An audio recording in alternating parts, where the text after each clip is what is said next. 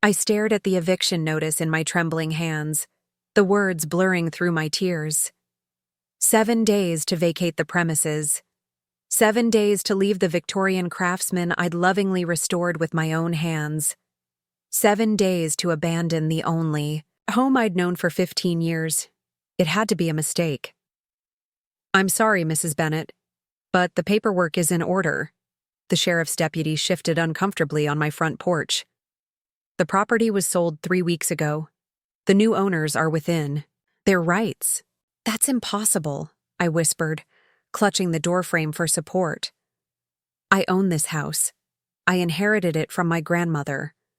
Before we jump back in, tell us where you're tuning in from, and if this story touches you, make sure you're subscribed, because tomorrow I've saved something extra special for you." The deputy's expression softened with genuine sympathy. "Ma'am, according to county records, your husband, Daniel Bennett, sold this property to Westlake Development on February 12th.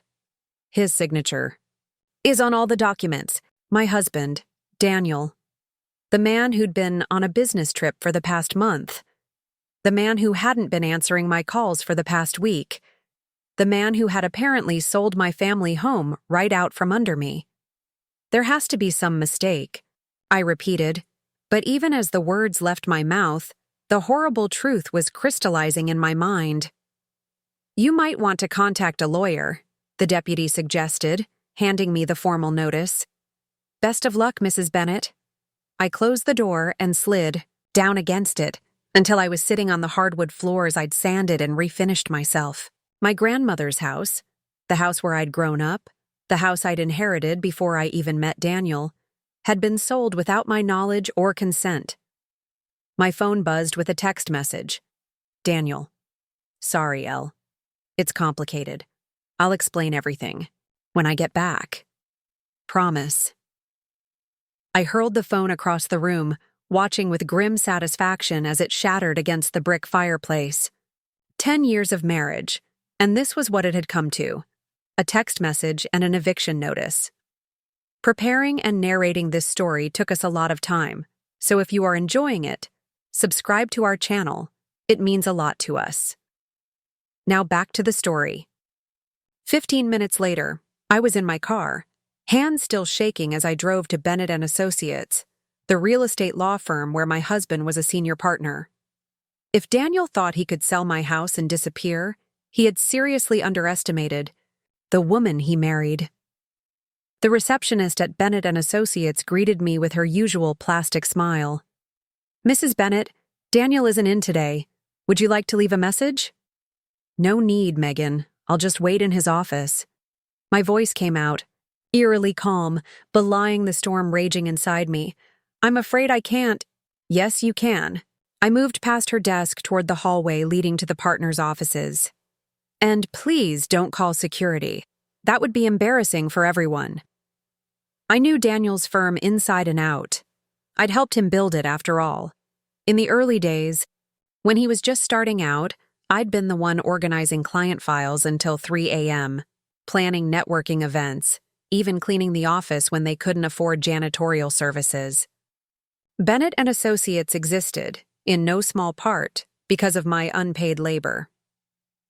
Daniel's office was pristine, the desk clear of any personal items, unusual for a man who normally surrounded himself with framed photos and mementos. I sat in his leather chair and began methodically going through his drawers. Empty, computer gone. It was as if he'd cleared out. L. Richard Morrison, Daniel's oldest friend and the firm's co-founder, stood in the doorway. "I was hoping you'd come by." "Where is he, Rich?" I asked, not bothering with pleasantries. Richard closed the door behind him and sank into one of the client chairs. He looked exhausted, his normally impeccable appearance rumpled, dark circles highlighting bloodshot eyes. "Honestly? I don't know. He cleaned out his desk last Friday, said he needed some personal time." Richard rubbed his face. "What's going on, Elle? Half the partners are in panic mode. Daniel transferred his client files to Associates, cleared his schedule through April. He sold my house. I said flatly. Richard's head snapped up. What? My grandmother's house, the one I owned, before we were married. He somehow sold it 3 weeks ago without my knowledge. I just got served with eviction papers. That's not possible, Richard frowned. That property was in your name only. I know because I handled the paperwork when you inherited it. A humorless laugh escaped me. Well, apparently it was possible because it happened. Westlake Development now owns my home, and I have 7 days to get out. I swear I knew nothing about this. Richard leaned forward, his expression earnest. But I'm going to help you figure it out. Let me make some calls. I wanted to believe him. Richard had been in our lives forever. Best man at our wedding, godfather to our son, Jake. But right now, I couldn't trust anyone connected to Daniel. Thanks, but I'll handle it myself. I stood, smoothing down my skirt. Just tell him when you talk to him that I know, and I'm coming for everything. Wait, Richard started, but I was already walking out, head held high despite the curious stares from associates and paralegals. Back in my car, I finally allowed myself a moment of complete breakdown. Sobs racked my body as I gripped the steering wheel, the reality of my situation crashing down. Not only had my husband betrayed me in the most fundamental way, but he'd also made me homeless. And Jake, our 19-year-old son away at college, how would I explain this to him? After 10 minutes of unrestrained tears, I wiped my face, reapplied my lipstick, and called the one person I knew could help me make sense of this nightmare. Margaret Chen answered on the second ring. Is everything okay? My best friend since law school had a sixth sense for trouble. No, I said simply. Can I come over? It's important. I'll open the wine. 30 minutes later, I was sitting in Margaret's kitchen, a glass of Cabernet, untouched before me as I recounted the day's events. As the county's most formidable district attorney, Margaret listened with the focused attention she usually reserved for building cases against organized crime. That son of a bitch, she muttered, when I finished. This is fraud, Clear-cut forgery. He must have faked your signature on the deed transfer. But how? The county recorder would verify signatures, wouldn't they? Margaret's expression darkened. You'd be surprised how easy it is to push paperwork through with the right connections. Daniel knows every real estate clerk in the county. So what do? First, we file a police report for fraud. Then we get a temporary restraining order against Westlake Development to stop the eviction. And then, she smiled grimly, we destroy Daniel Bennett so thoroughly that he'll wish he'd never been born. For the first time since seeing that eviction, notice, I felt a flicker of hope. Margaret wasn't just my friend. She was a legal bulldozer with a perfect conviction record and contacts throughout the justice system. You really think we can fight this? Margaret set down her wine glass. I know Daniel thinks he's clever, but he just committed multiple felonies. Forging signatures? Wire fraud? Not to mention the ethical violations that will get him disbarred. He's going down. The question is, how hard do you want to hit him? I thought about the 15 years I'd spent in that house, the garden I'd planted, the nursery I'd painted for Jake when I was 8 months pregnant, the kitchen I'd remodeled myself while working full-time as a high school English teacher. Thought about Daniel, who had always seen my house as a liability. Too old, too maintenance-heavy, not prestigious enough for a rising star attorney. I want to hit him with everything, I said, my voice steady now. I want my house back, and I want him to lose everything the way he tried to make me lose everything. Margaret nodded approvingly. That's my girl. Now let's get started. First, call is to Sarah Jimenez at the Fraud Division. Second is to Judge Winters. She owes me a favor and can expedite that TRO. As Margaret began making calls, I excused myself to use the bathroom. Standing before the mirror, I barely recognized the woman staring back at me. My chestnut hair was disheveled, my eyes puffy from crying, my complexion pale with shock. But behind the distress, I saw something else emerging. determination, rage, purpose. Daniel had always underestimated me. He saw me as the supportive wife, the high school teacher who didn't understand real business. He'd forgotten that before I became Mrs. Bennett, I had been Eleanor Caldwell, summa cum laude graduate of Stanford Law, who chose teaching over practicing because I wanted to make a difference in young lives. He'd forgotten that I was my grandmother's granddaughter, a woman who had survived the Depression, built a business from nothing, and taught me that when someone tries to take what's yours, you don't just fight back. You fight to win. I splashed cold water on my face and rejoined Margaret, who was now speaking with someone from the county recorder's office.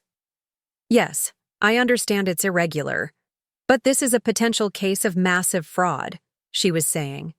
We need to see those documents today. After another minute of back and forth, she hung up with a satisfied smile. We have an appointment at 4 p.m. They're pulling the deed transfer documents. That was fast, I remarked. When the DA calls about fraud, people tend to make time, Margaret shrugged. Now, while we wait, let's talk strategy. Have you checked your bank accounts? Credit cards? If he's bold enough to sell your house, he might have raided your finances? 2. My stomach dropped. I hadn't even thought to check our accounts. Daniel had always handled the finances. Another way I'd abdicated power without realizing it. Hands trembling slightly, I used Margaret's laptop to log into our joint checking account. The balance read $342.17. Last I'd checked, there had been over $30,000, our emergency fund. The savings account was completely empty. He cleaned us out, I whispered, scrolling through transaction after transaction. Large withdrawals over the past month, all in increments just under $10,000. Structuring, Margaret observed grimly. He's keeping the withdrawals under the reporting threshold. More evidence of premeditation. I checked our investment accounts next. All emptied. Even Jake's college fund, the account we'd been building since his birth to ensure his education, showed a zero balance. He took everything, I said, my voice hollow. Even our son's future. Margaret placed a steadying hand on my shoulder. Document it all. Take screenshots. Print statements. We're building a case, Elle, and it's getting stronger by the minute. By 4 p.m., we were seated across from Darlene Williams, a harried-looking county clerk who clearly wanted to be anywhere else. These are the documents filed 3 weeks ago, she said, sliding a folder across her desk. Deed transfer from Eleanor and Daniel Bennett to Westlake Development. Sale price, $750,000. I gasped. The property was worth at least twice that in the current market. Daniel had practically given away my family home. I need to see the signatures, Margaret demanded. Darlene flipped to the last page. There it was. My name, signed with a flourish that looked remarkably like my handwriting, but it wasn't mine. That's not my signature, I said immediately. It certainly looks like the signature on your driver's license, Darlene countered defensively. Because it was forged by someone who had access to my identification, I shot back. I never signed this document. I never even knew about it until today when I was served with eviction papers. Margaret leaned forward. Ms. Williams, we need copies of everything related to this transaction, and we need to know who processed this paperwork. Darlene hesitated. Unless you'd prefer to explain to a grand jury why you're obstructing a fraud. Investigation?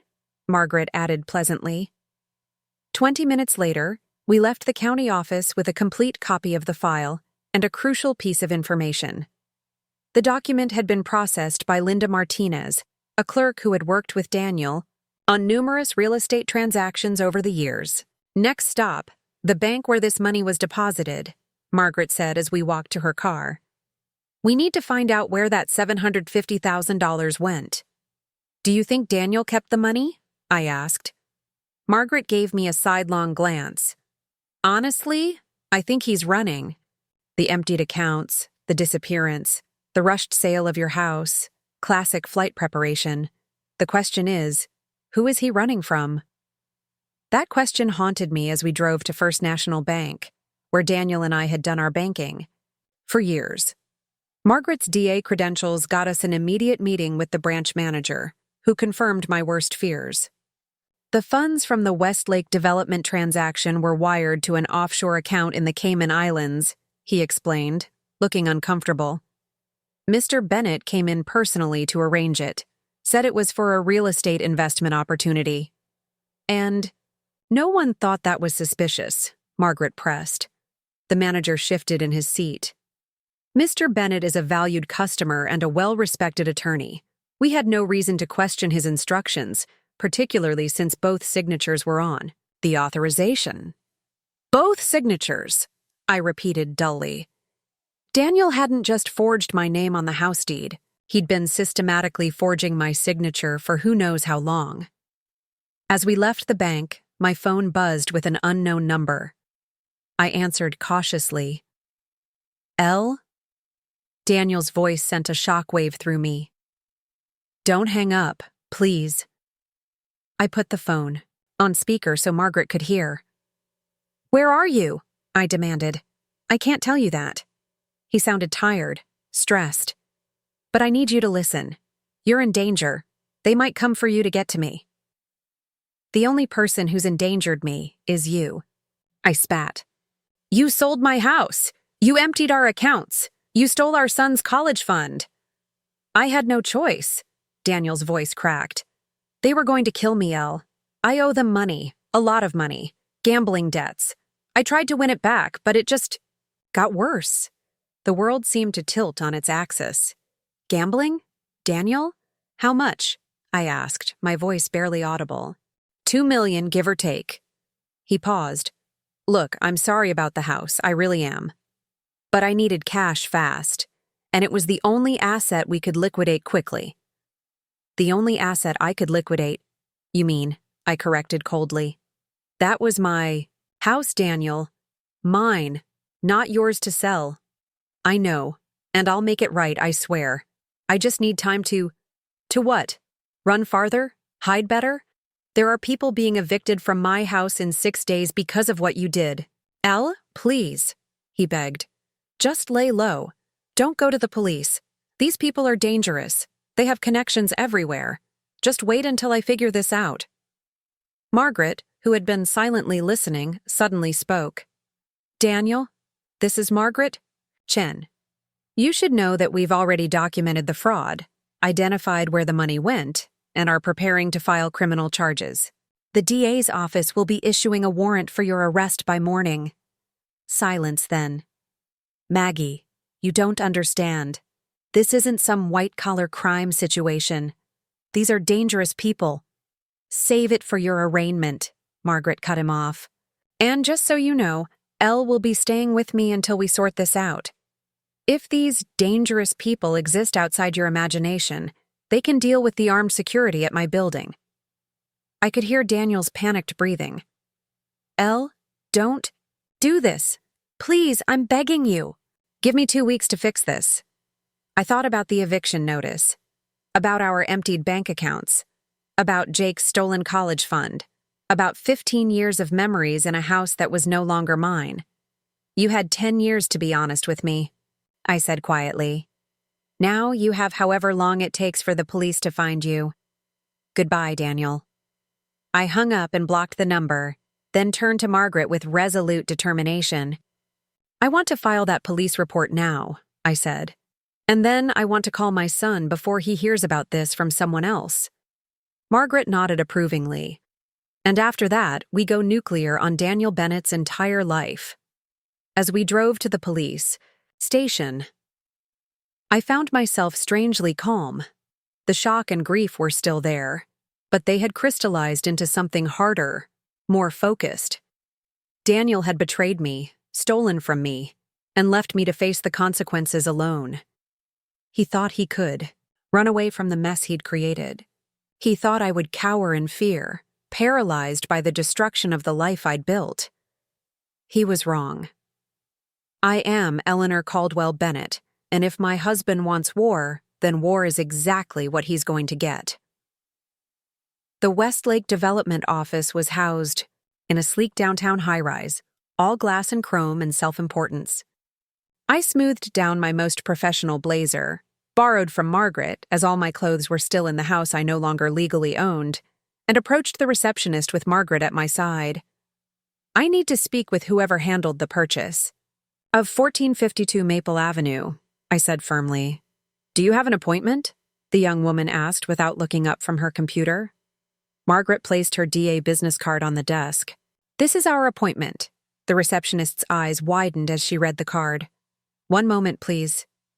5 minutes later, we were seated across from Bradley Westlake himself, the 40-something heir to his father's real estate empire, known throughout the city for buying historic properties and replacing them with luxury condominiums.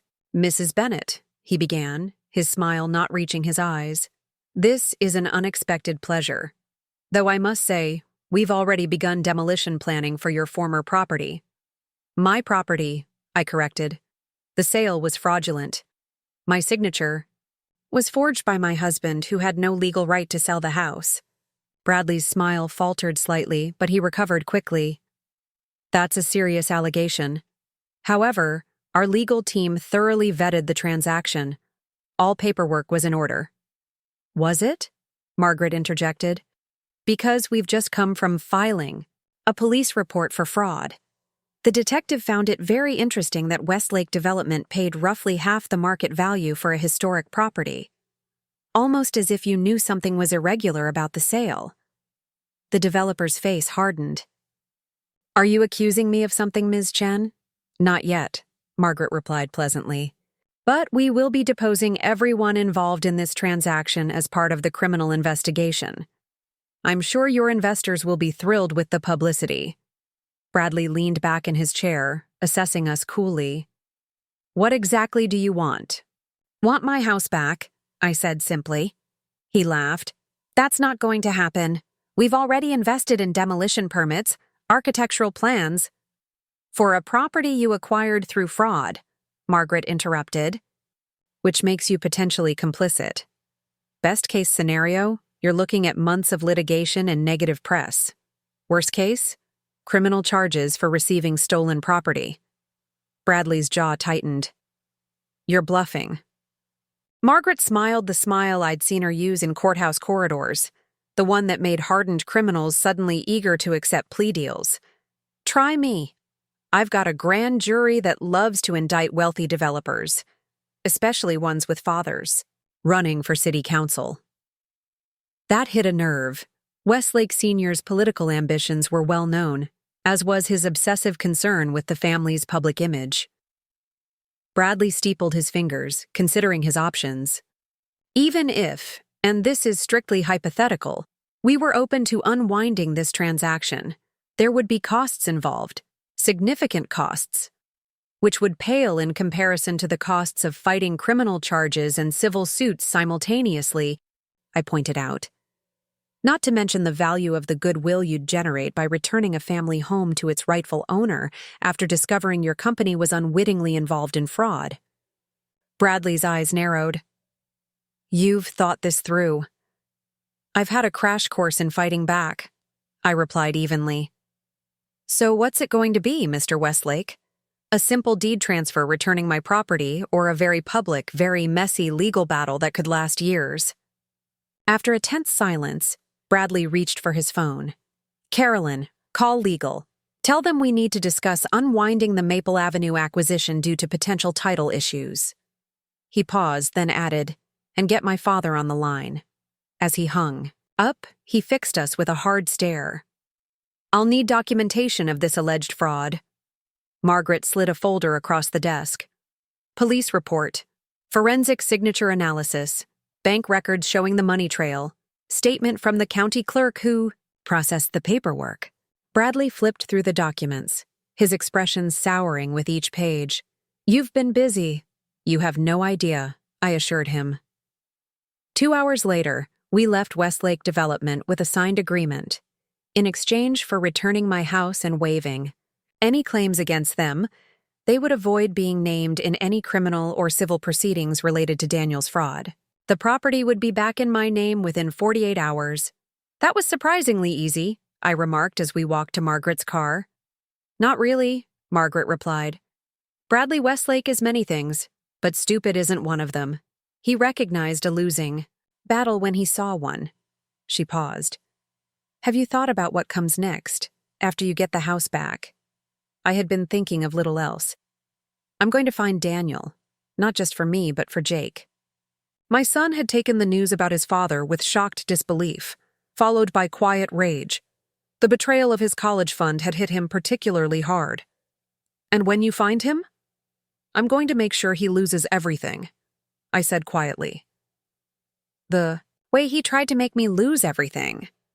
Margaret nodded, understanding in her eyes. We should start with the gambling. If Daniel really owes dangerous people $2 million, that trail might lead us to him. Or to whoever he's running. From, I added. As if on cue, my phone rang, another unknown number. With Margaret watching, I answered and put it on speaker. Eleanor Bennett? A man's voice, deep and unfamiliar. Yes. Who's this? Someone your husband owes a great deal of money to. I believe he mentioned our existence during your last conversation. A chill ran through me, so Daniel hadn't been lying about that part. I don't know where he is, I said automatically. I'm aware, but you might be motivated to help find him considering the situation. And what situation is that? The man's voice remained eerily calm. Your husband borrowed $2 million from my associates. He then lost that money making increasingly desperate bets. When pressed for repayment, he sold your house, which I understand was inadequate to cover his debt. Now he's disappeared, leaving you to deal with the consequences. If you're looking for sympathy, you borrowed money from the wrong man's wife, I replied coldly, a soft chuckle. I'm not looking for sympathy, Mrs. Bennett. I'm offering an opportunity. You see, I have certain legal difficulties that could benefit from the expertise of a well-connected district attorney, like your friend Ms. Chen. Beside me, Margaret stiffened. I'm hanging up now, I said. Before you do, the man continued, you should know that I'm willing to forgive Daniel's debt entirely in exchange for a small consideration from Ms. Chen, a case she's currently prosecuting. One missing evidence file could make a significant difference, Margaret silently mouthed. Keep him talking, while pulling out her own phone. What case? I asked. The Delgado matter. I believe Ms. Chen is familiar with it. Margaret's eyes widened, in recognition before she began typing rapidly on her phone. And if we refuse? I asked. Then I'm afraid your husband's debt becomes yours. After all, you were married when he took the loan. Community property state and all that. That's not how it works, I snapped. In legal courts, perhaps. But we operate under different rules. The man paused. Think about it, Mrs. Bennett. Your debt, or should I say, your husband's debt, could be wiped clean. All it takes is one missing file. I'll be in touch for your answer. The line went dead. The Delgado case? I turned to Margaret. Her expression was grim. Major drug trafficking indictment. We're going after one of the biggest suppliers in the state. If they're trying to derail that prosecution... She trailed off, her implication clear. Daniel had borrowed money from organized crime. What do we do now? I asked, suddenly feeling the weight of the situation. This was no longer just about a fraudulent house sale. This was dangerous territory. Margaret finished typing on her phone and hit send. Now we let the FBI know that someone just tried to obstruct justice by threatening a district attorney, and we get you somewhere safe while they trace that call. I'm not hiding, I said firmly. If these people found me once, they can find me again. The only solution is to find Daniel first and make him fix the mess he created. And how exactly do you plan to do that? Margaret asked. I thought about my husband, the man I'd spent a decade with, the father of my child, the partner I thought I knew inside and out. Where would he run? Where would he hide? I need to get into his office. Again, I said suddenly. His real office. Not just the one at the firm. The home office where he kept his personal files. L, your house, is still technically owned by Westlake Development for the next 48 hours, I finished. But I bet the locks haven't been changed yet. Margaret looked uncertain. This is a bad idea. If those people are watching your house, then they'll see me going home where I belong, I said with determination. Besides, what better place to hide than the one place everyone thinks I've been evicted from? Margaret sighed, recognizing the stubborn set of my jaw. Fine, but I'm coming with you, and we're bringing backup. Backup? She held up her phone. I just texted my brother, former Special Forces, current private security consultant. He'll meet us there. As we drove toward Maple Avenue, toward the house I'd thought I'd lost forever, I felt a strange sense of clarity. Daniel had tried to take everything from me. My home, my savings, my security, our son's future.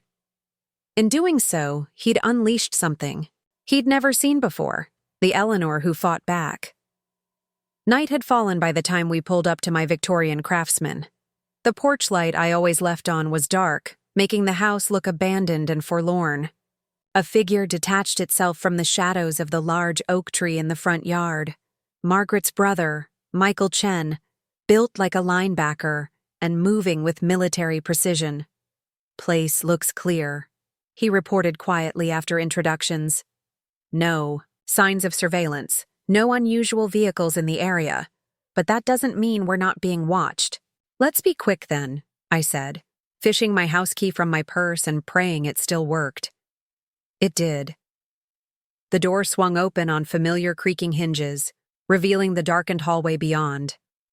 Home. My home. The relief I felt was almost dizzying. Michael insisted on entering first, checking each room with professional thoroughness while Margaret and I waited in the foyer. All clear, he eventually called from upstairs. I moved through the house like a woman in a dream, noting with relief that nothing had been disturbed yet. My photographs still lined the mantelpiece. The quilt my grandmother had made still draped over the back of the sofa. The copper pot still hung from the rack in the kitchen. Westlake hadn't yet begun the process of emptying the property. Daniel's office? Margaret prompted gently. I led them to the converted sunroom at the back of the house that had served as my husband's home workspace. Unlike the rest of the house, this room showed signs of recent disturbance. Drawers left slightly. Open, empty spaces on bookshelves where volumes had been removed. The computer gone from the desk. He cleaned out the important stuff, I observed, disappointment washing through me. Just like at the firm. Maybe, Michael said, already examining the room with expert eyes. But people in a hurry make mistakes. They forget things. He was right. A methodical search revealed a hidden wall safe behind a framed law degree. Empty, but with a single sheet of paper left behind, apparently dropped in haste. It was a bank statement from an institution I didn't recognize. Grand Cayman National. Margaret read over my shoulder. Looks like we found where some of that money went. Next, we discovered a burner phone charger plugged into an outlet behind the desk. And finally, the jackpot. A small notebook tucked into the hollow center of a fake law book on the shelf. The notebook contained what appeared to be gambling records. Dates, amounts, cryptic notations like SD at Palace or BJ at Riverfront. Interspersed were names and initials, including RM on multiple pages. RM, I repeated, a suspicion forming. Richard Morrison? Daniel's partner?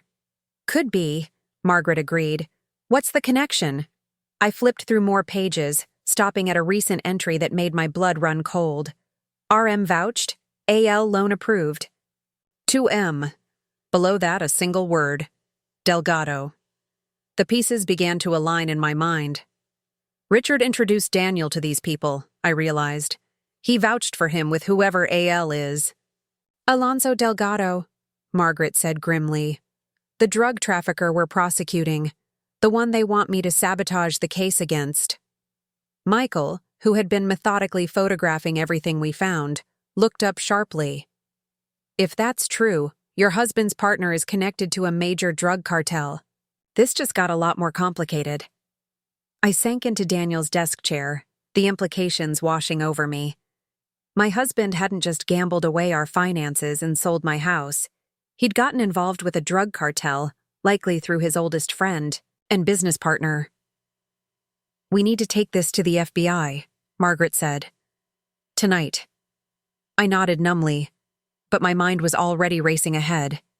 If Richard was the connection between Daniel and these criminals, then Richard would know where Daniel might have run to, and if I wanted to find my husband before either the cartel or the FBI did, I needed to get that information from Richard, without alerting him to what I knew. As we carefully replaced everything except the notebook and the bank statement, which Margaret secured as evidence, I began formulating a plan. "Michael, how long can you stay in town?" I asked. "As long as you need," he replied without hesitation. "Maggie already briefed me on the situation." "Good, because tomorrow I'm going to have a very interesting conversation with Richard Morrison.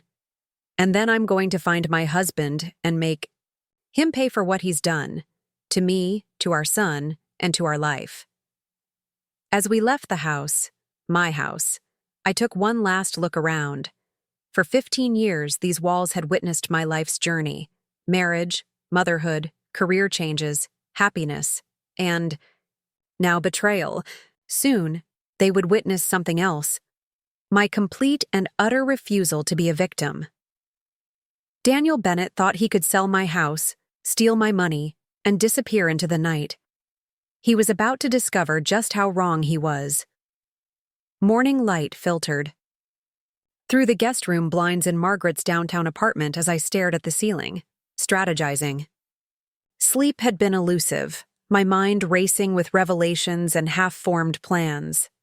I'd spent most of the night researching offshore banking, Cayman Islands extradition laws, and the Delgado cartel, piecing together the world Daniel had secretly inhabited.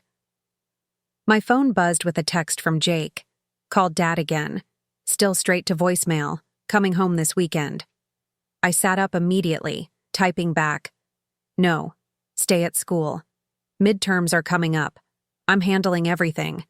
The last thing I needed was my son getting caught in this dangerous mess." Jake was safe at Northwestern, 3 states away from whatever storm was about to break. "Mom, someone sold our house. I'm coming home." I sighed. Jake had inherited my stubbornness and Daniel's protective instincts, a combination that made him impossible to dissuade once his mind was set. "Fine, but you're staying with Aunt Margaret.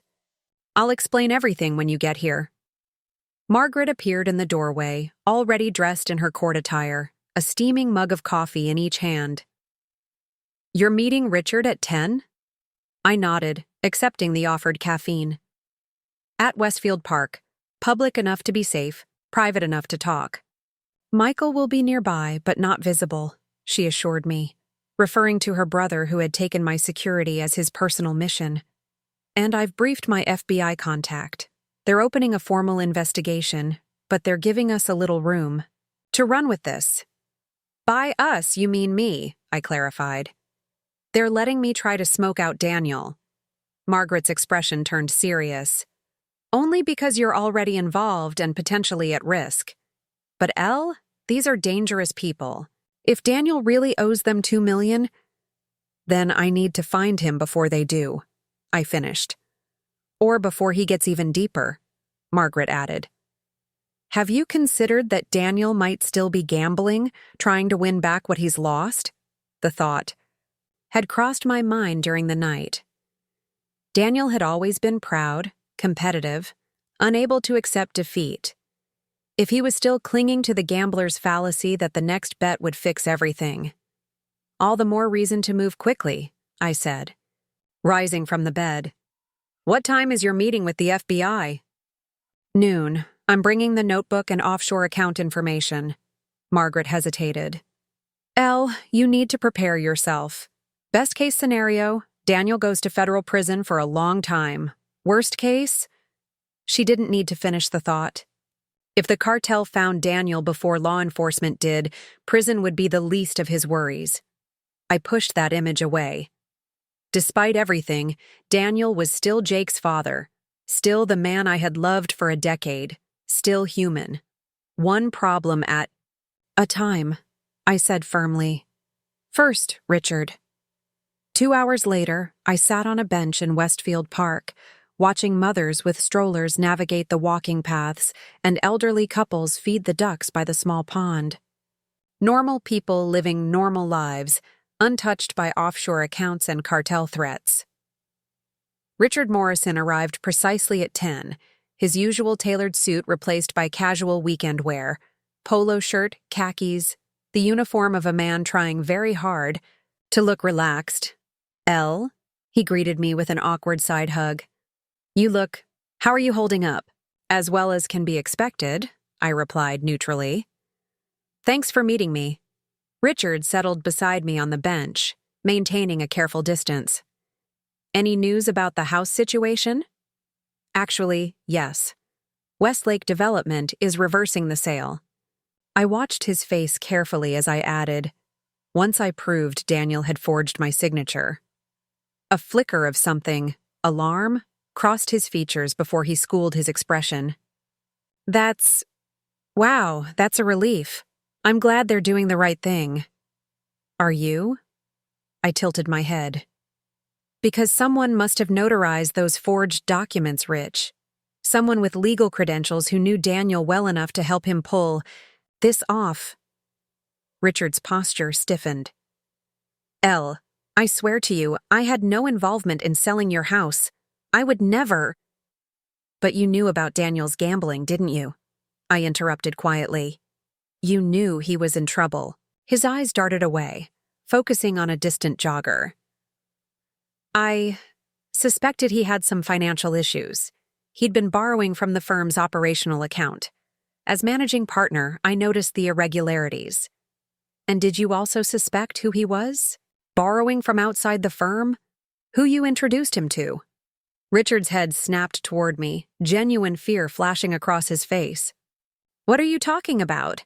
"Alonzo Delgado," I said evenly.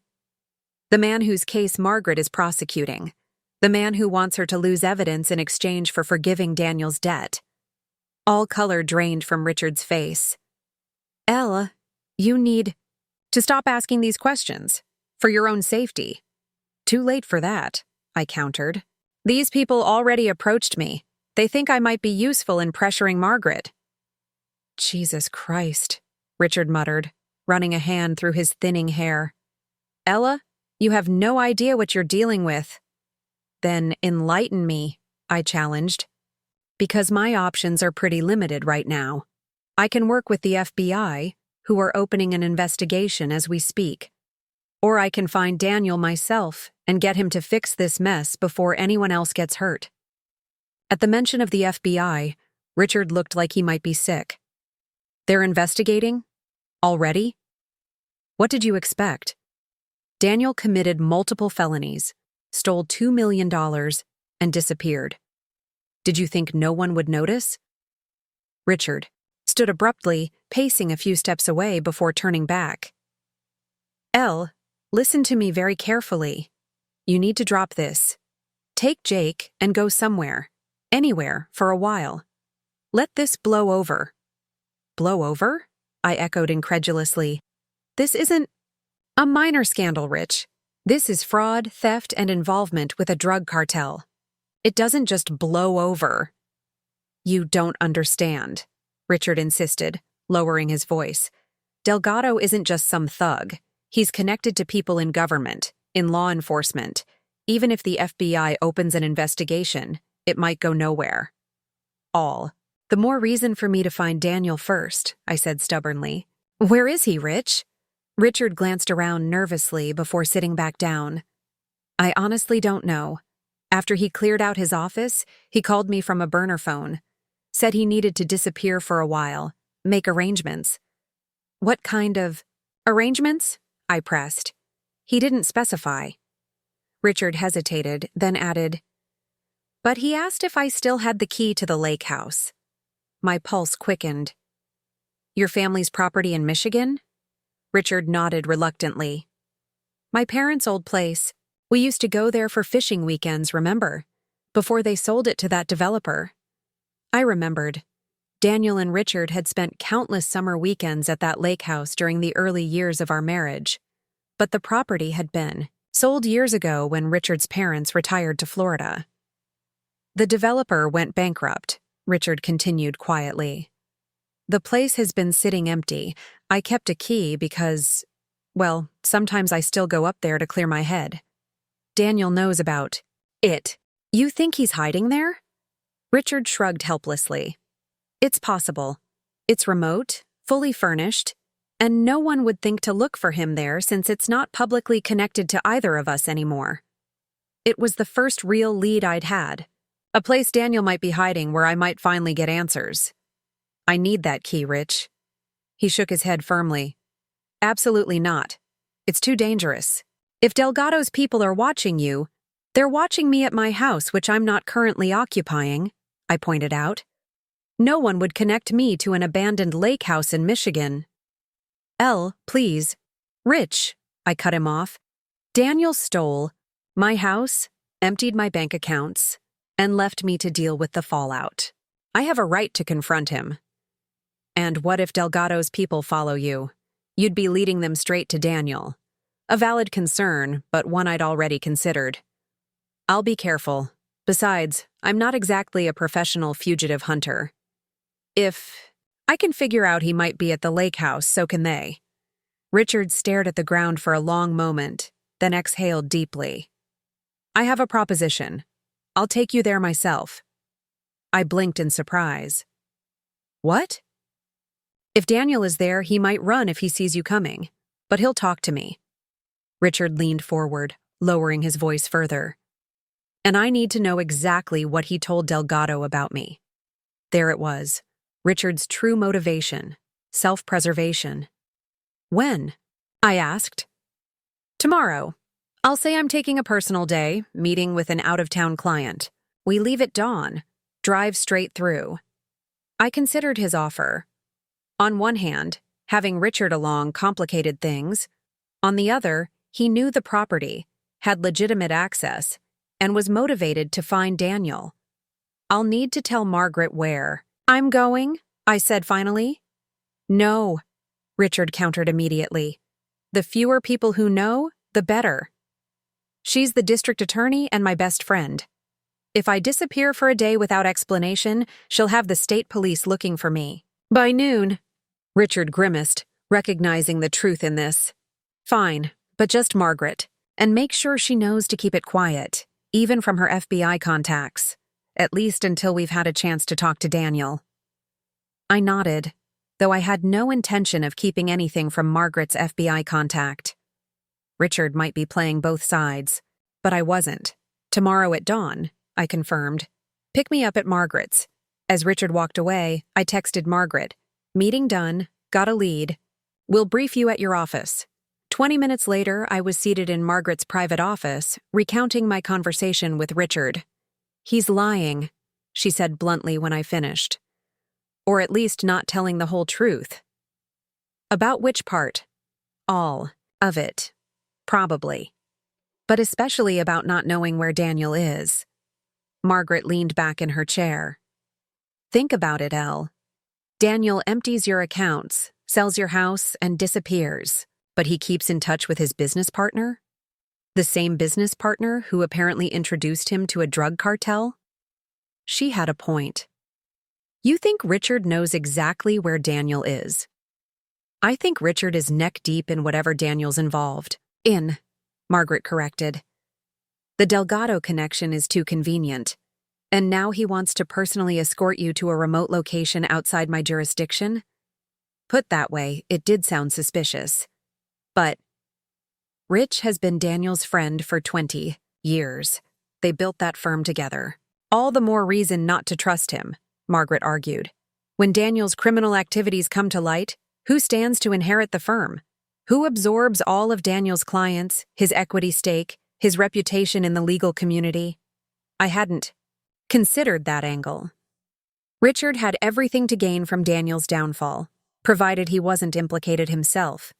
"So what do you suggest?" I asked. "If I refuse to go with him, I lose my best lead on finding Daniel." Margaret drummed her fingers on her desk thoughtfully.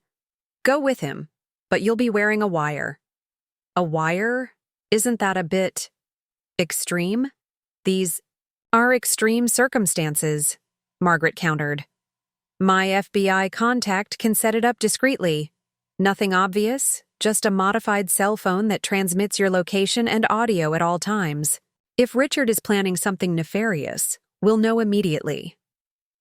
I considered the implications. Wearing a wire meant officially cooperating with a federal investigation, a step that would inevitably lead to Daniel's arrest if we found him. But what were my alternatives? Daniel had committed serious crimes. Even if I found him first, convinced him to turn himself in, the outcome would be the same. At least this way, I could ensure my own safety. "All right," I agreed. "Set it up." Margaret nodded approvingly. "I'll have Agent Diaz brief you this afternoon. Now, about Jake. He's insisting on coming home this weekend." I sighed. I tried to talk him out of it. "Actually, it might be better to have him here where we can keep an eye on him," Margaret mused. "My apartment has excellent security, and Michael can stay with him while we're gone." The thought of leaving Jake under armed guard while I chased his father across state lines made my stomach twist, but it was the most practical solution. "There's something else," I said, pulling out my phone. "I received these text messages an hour ago from another unknown number." Margaret took the phone, her expression darkening as she read the messages. "Consider the offer, Mrs. Bennett." 1. Missing file for a clean slate. Deadline. Monday noon. "They're getting impatient," she observed, handing the phone back, "and more explicit about their demands. What happens if we ignore the deadline?" Margaret's face was grim.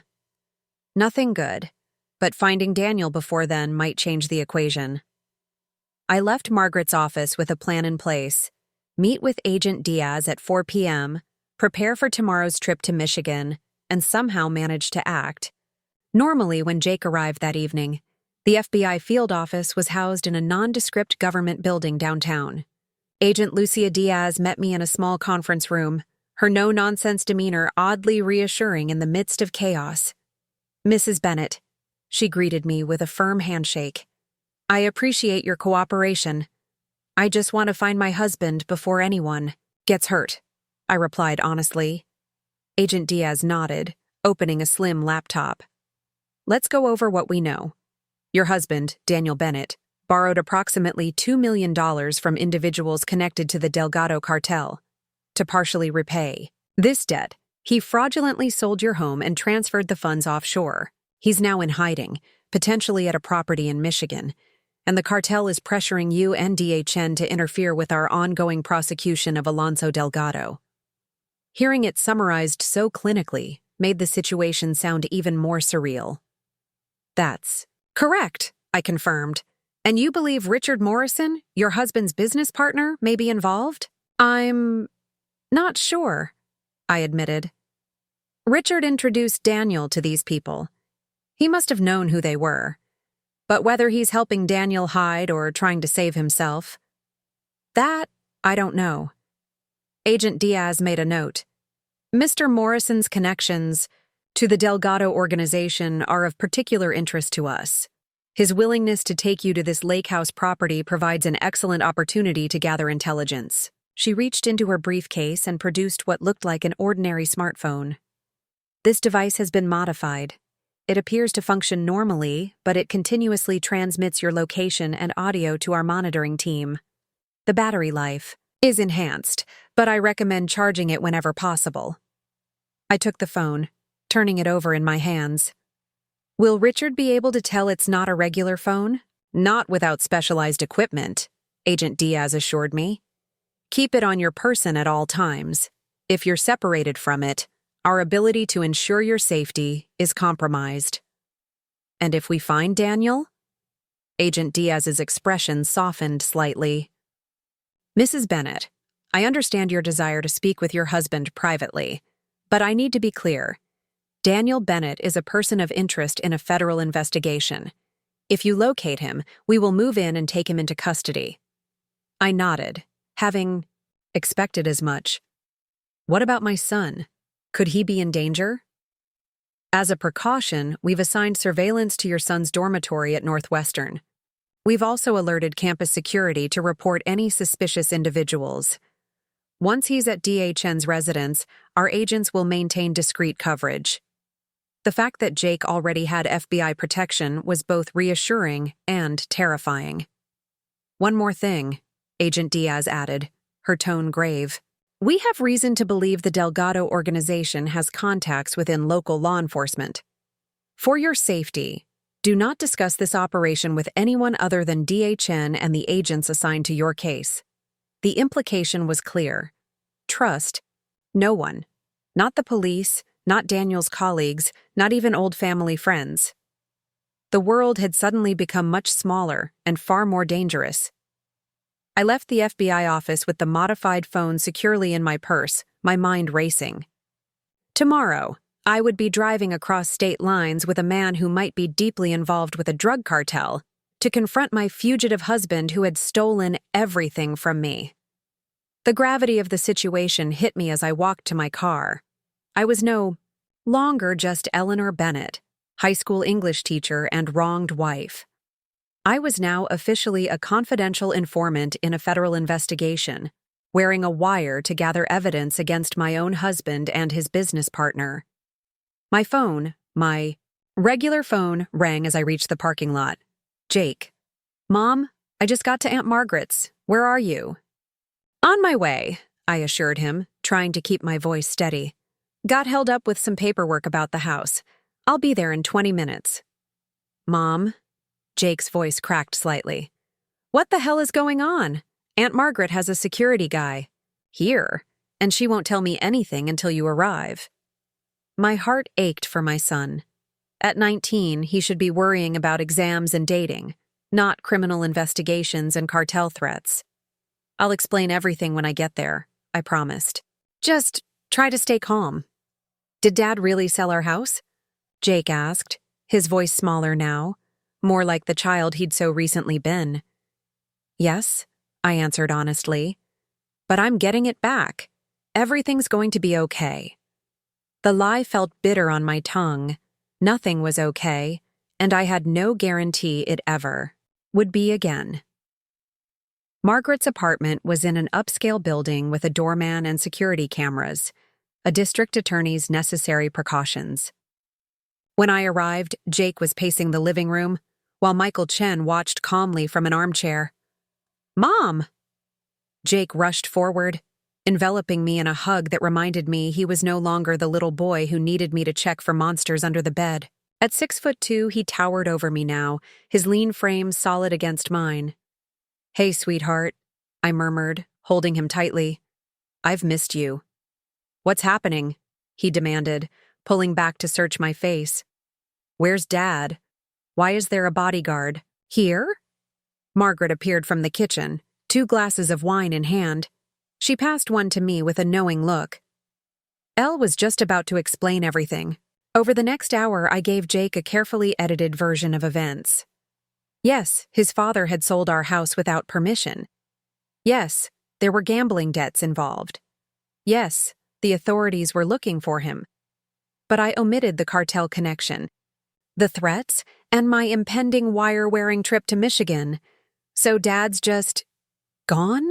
Jake asked incredulously. He stole my college fund and disappeared? The raw hurt in his voice broke my heart.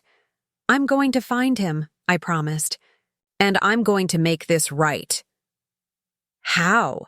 Jake demanded. How can you possibly make this right? Our money is gone, Mom. And even if you get the house back, how can we ever trust him again? A fair question, one I had no good answer for. I don't know, I admitted. But I have to try, for both of us.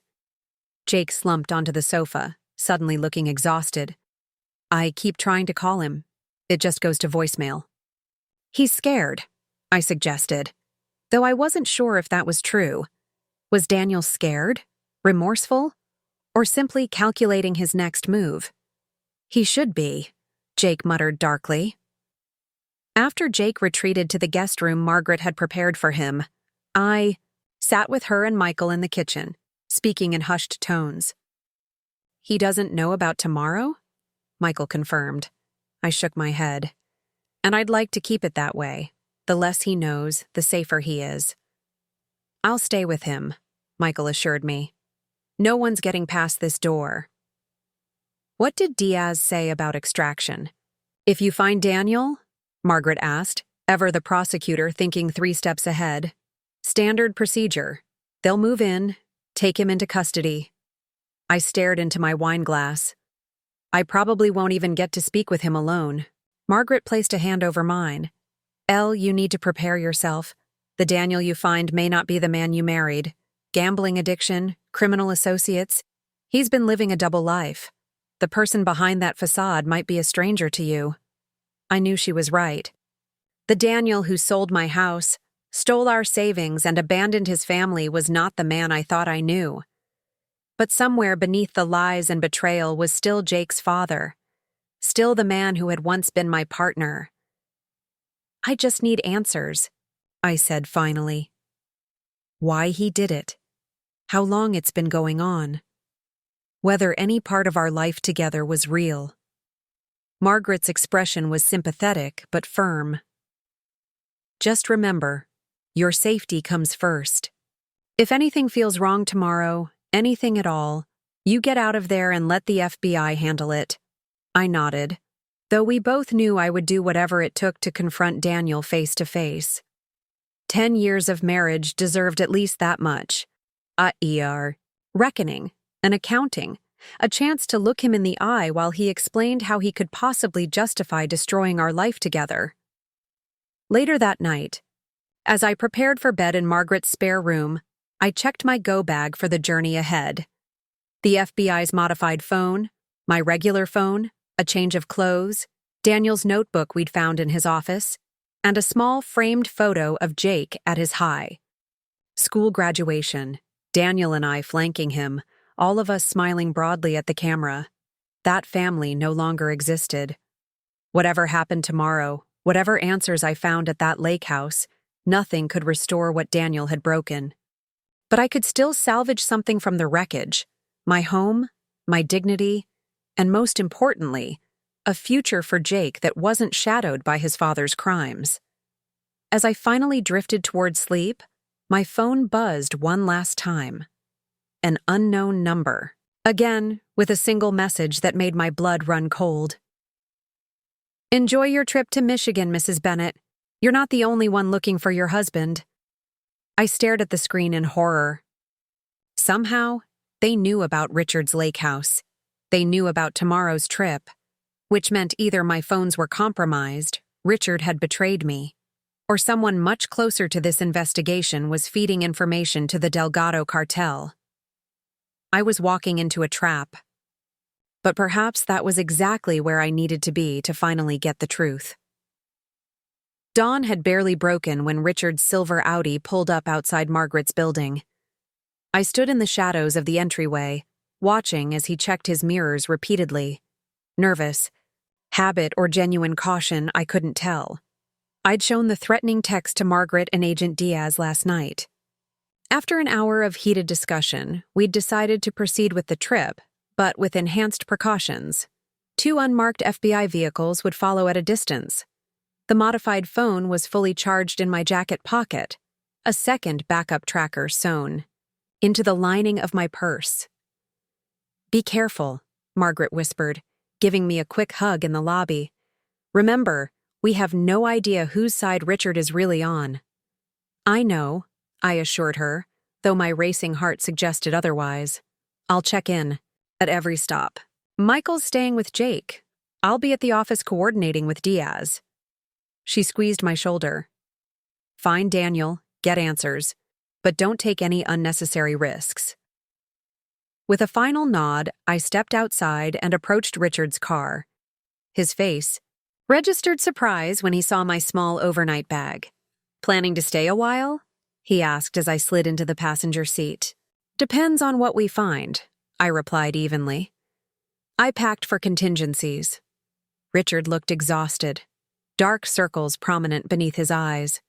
His normally pristine appearance was rumpled, as if he'd slept in his clothes, or not slept at all. "Did you tell anyone about this trip?" he asked, pulling away from the curb. "Just Margaret," I lied smoothly. "She thinks I need closure, whether we find Daniel or not." Richard grunted, unconvinced. "Your friend the DA isn't concerned about you.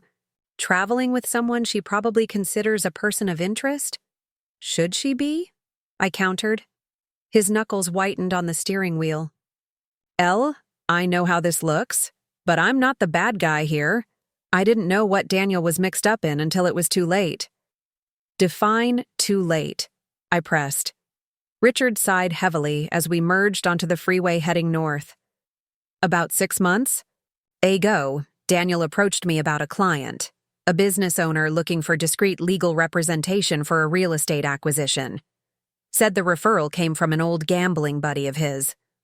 "Alonzo Delgado," I supplied. Richard nodded grimly. Though I didn't know that name at the time, Daniel handled everything. I just signed off as managing partner. It wasn't until later that I realized we were helping launder money through property purchases. "And you didn't report it because—" "By then, I was implicated." Richard's voice was bitter. "My signature was on documents I should have scrutinized more carefully. Daniel assured me it was a one-time thing, that he would extricate us both. Instead, he started gambling with their money, I guessed. Not at first. At first, he was just their lawyer. But Daniel has always had a weakness for cards." Richard shook his head. "When he started losing, he borrowed from them. When he couldn't repay, he offered them legal services, information about rival operations, property for money laundering, anything to keep them at bay. The Richard Morrison I'd known for a decade was meticulous, cautious, risk-averse. His story rang true, but something still felt off. "You could have gone to the authorities," I pointed out. "Cut a deal." Richard laughed humorlessly. "You think the Delgado cartel wouldn't find out if I started talking to the FBI? They have people everywhere.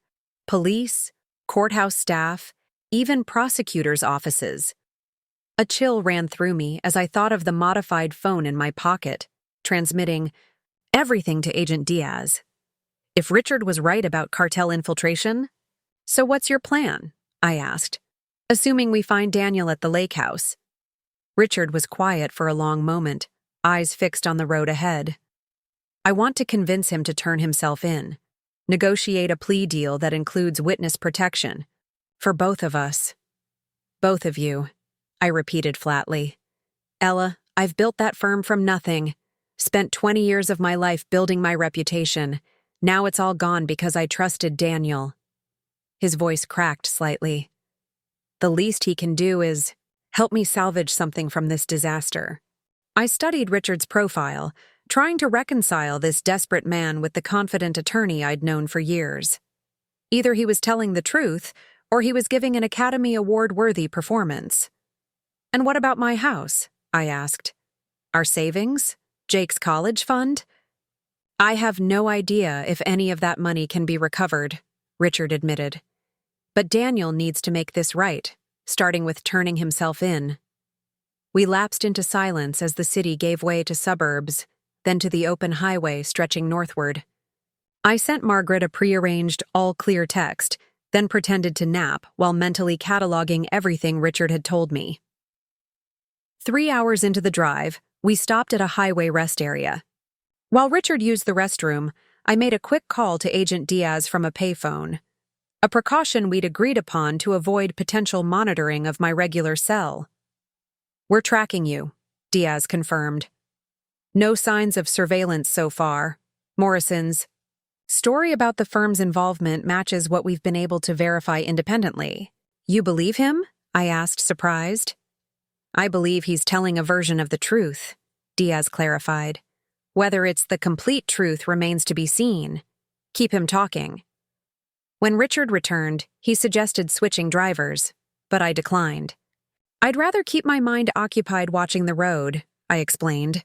Less time to think about everything. Richard nodded in understanding and resumed driving. As we crossed into Michigan, I deliberately steered the conversation back to Daniel. When did you first notice Daniel gambling beyond his means? I asked. Richard considered the question. About 2 years ago. We were in Vegas for a legal conference. Daniel stayed at the tables until dawn 3 nights in a row. Won big the first night, lost even bigger the second. By the third night, he was chasing his losses with money I'm pretty sure he didn't have. 2 years. While I was grading papers and attending parent-teacher conferences, my husband had been spiraling into addiction and criminality. Did he ever talk about our finances? About struggling to pay bills? Richard looked uncomfortable. Once or twice. He mentioned that your teaching salary couldn't cover the lifestyle he wanted. Said the house was draining your resources with constant maintenance. My grandmother's house. The beautiful Victorian I'd lovingly restored room by room. Daniel had always been dismissive of my attachment to it, suggesting we sell and move to a newer home in a more prestigious neighborhood. He resented that house, I realized aloud. Not just because of the maintenance costs, because it was mine, because I owned it before we met. Daniel has always had pride issues, Richard acknowledged carefully. Being the man provided for by his wife's inheritance didn't sit well with him. The revelation stung, though it shouldn't have. I'd always known Daniel was ambitious, status-conscious. I just hadn't understood the depth of his resentment, or how it might have fueled his descent into gambling and theft. Did he ever mention leaving? I asked, dreading the answer. Before all this happened? Richard's hesitation told me everything before he even spoke. He consulted me about divorce options last year, he admitted finally. Just exploring, he said. Wanted to know his financial position if things ended. The world seemed to tilt sideways. Daniel had been planning to leave me, planning it while sleeping beside me each night, while celebrating holidays with our son, while I remained completely oblivious. I'm sorry, Elle, Richard added, genuine sympathy in his voice. For what it's worth, I told him he was making a mistake, that you were the best thing that ever happened to him. Apparently not, I said, my voice hollow. Not if he was willing to steal my house and disappear. The remainder of the journey passed in weighted silence, the Michigan landscape gradually, transforming from farmland to the dense forests surrounding the lake region. By mid-afternoon, Richard turned onto a gravel road that wound through towering pines. Almost there, he murmured, navigating the rutted path with practiced ease. The property is isolated. No neighbors for at least a mile in any direction.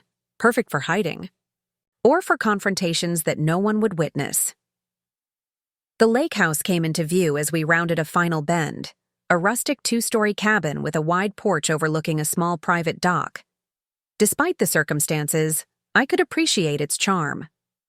In another life, it might have been a peaceful retreat for family vacations. Richard parked beside a mud-splattered Jeep I didn't recognize. That's not Daniel's car, I noted with growing apprehension.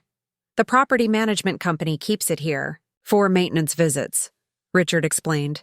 But someone's definitely been using it recently. Look at the fresh tracks.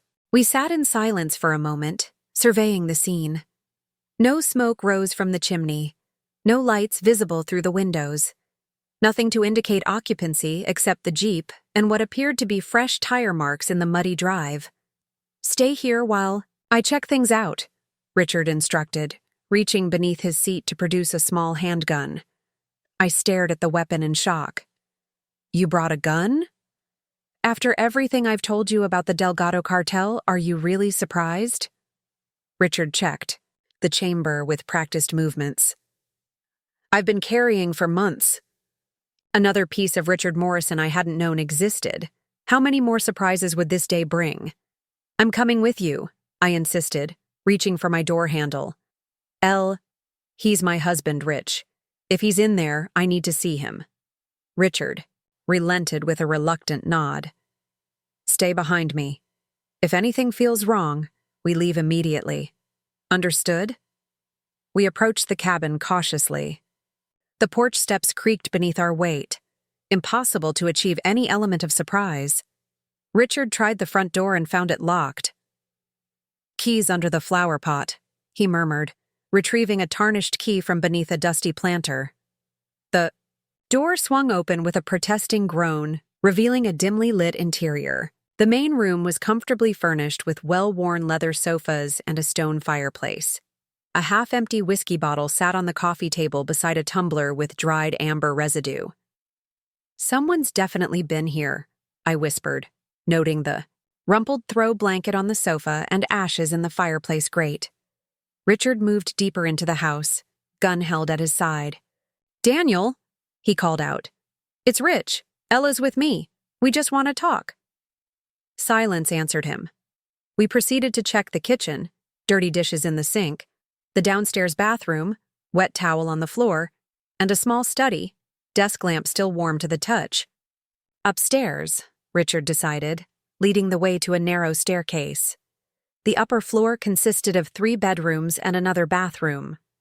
The master bedroom showed signs of recent occupation. Unmade bed, suitcase open in the corner, clothes draped over a chair. I recognized Daniel's favorite sweater, the blue cashmere I'd given him for Christmas 2 years ago. A wave of conflicting emotions crashed over me, relief that we were on the right track, anger at his betrayal, and an unexpected pang of longing for the man I thought I'd married. "He was here," I said unnecessarily, picking up the sweater. "Recently." Richard nodded, holstering his gun. "But where is he now?" A sound from outside caught our attention, the crunch of tires on gravel. We moved to the bedroom window overlooking the driveway. A black SUV had pulled in behind our car, its tinted windows revealing nothing about its occupants. "Get down," Richard hissed, pulling me away from the window. "That's not Daniel." "How do you know?" "Daniel drives a Tesla. Always has to have the newest, flashiest thing." Richard's expression was grim.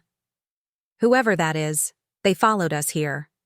Panic surged through me as I thought of the threatening text I'd received.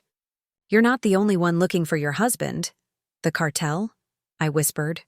"Or the FBI?" Richard countered, peering cautiously around the window frame. "Neither is good for us right now."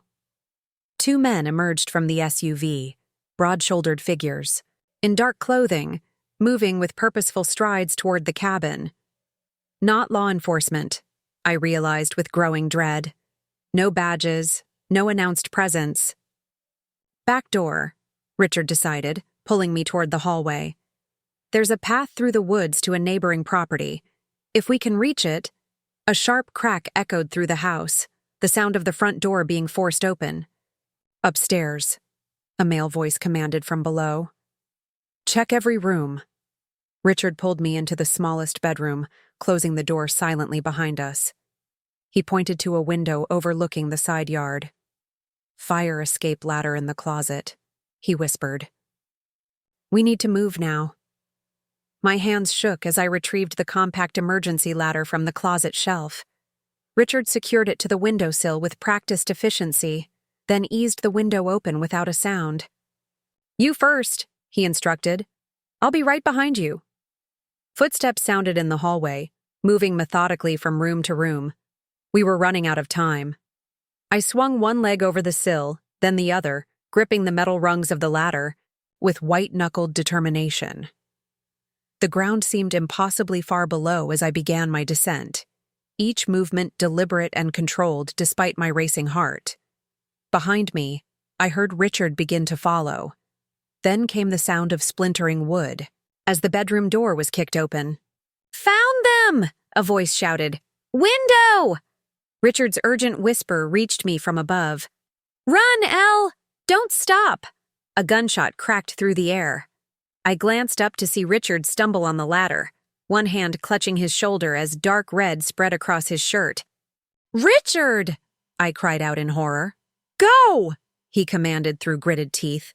Find Daniel! Another shot rang out, missing us both but splintering the wooden siding near my head. Self-preservation overrode all other instincts. I released the ladder and dropped the remaining distance to the ground, landing hard and rolling as Margaret's brother had taught me during a self-defense lesson years ago. Pain shot through my ankle, but adrenaline pushed it aside as I scrambled to my feet and sprinted for the tree line. Behind me, I could hear shouts and more gunfire. I didn't dare look back to see if Richard was following, focused only on putting as much distance as possible between myself and our pursuers. The forest closed around me, offering concealment but hampering speed. I ducked behind a massive oak trunk, gasping for breath, and finally risked a glance toward the cabin. Richard was being marched at gunpoint toward the black SUV, blood staining his shirt but still on his feet. No one appeared to be pursuing me into the woods, yet. They likely assumed I wouldn't get far on foot in unfamiliar terrain. They were probably right. I reached for the FBI's modified phone, praying it had survived my fall. The screen was cracked but still functional. I opened the messaging app with trembling fingers and typed a desperate SOS to Agent Diaz. Armed men at lake house. Richard shot. Being taken. I escaped into woods north of cabin. The message showed as sent, but no confirmation appeared. Cell service was spotty at best in these remote woods. Think. The neighboring property Richard had mentioned was my best option. Civilization, help, a phone with reliable service. But which direction? The lake formed a natural boundary to the south. The driveway ran east-west. That left north, or further west. I oriented myself using the afternoon sun and set off northward, moving as quietly as possible while maintaining distance from the cabin. My ankle throbbed with each step, but I forced myself to continue, driven by the knowledge that my life likely depended on reaching safety before nightfall. After 20 minutes of careful navigation through dense underbrush, I heard the distant sound of an engine starting, the SUV, presumably with Richard inside. Had they given up searching for me, or were they simply changing tactics? Another 10 minutes brought me to a small clearing. Beyond it stood a chain-link fence with a weathered "No Trespassing" sign. The neighboring property, finally, I scaled. The fence awkwardly, wincing as my injured ankle protested, and dropped down on the other side. This property was more developed than the lake house.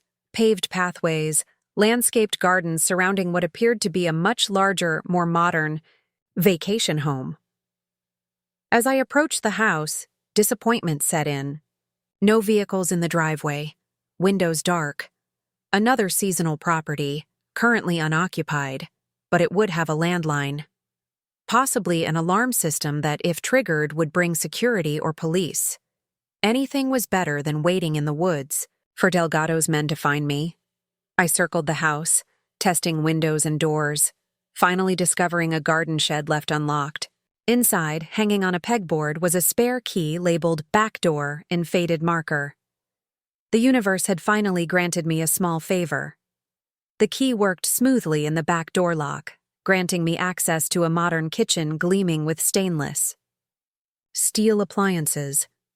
I moved directly to the wall phone, lifting the receiver with desperate hope. A dial tone hummed, the sweetest sound I'd ever heard.